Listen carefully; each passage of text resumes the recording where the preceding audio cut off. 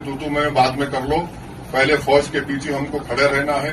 और ये जो बार बार मदाखलत पाकिस्तान की तरफ से की जा रही है, हमारी सरकार ने कह दिया कि हम अपने इंटेंडेड ऑब्जेक्टिव्स को हासिल कर लिए।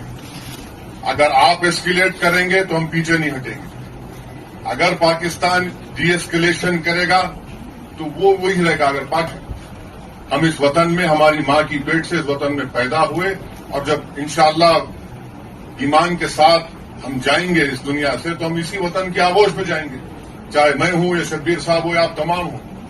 तो ये प्रोपेगेंडा झूठा है पाकिस्तान का। इस्लाम का नाम ले रहे हैं। अरे तुम मुबारक महीने में कैसा तुमको इस्लाम का नाम लेके तुम बच्चों को मार दिए।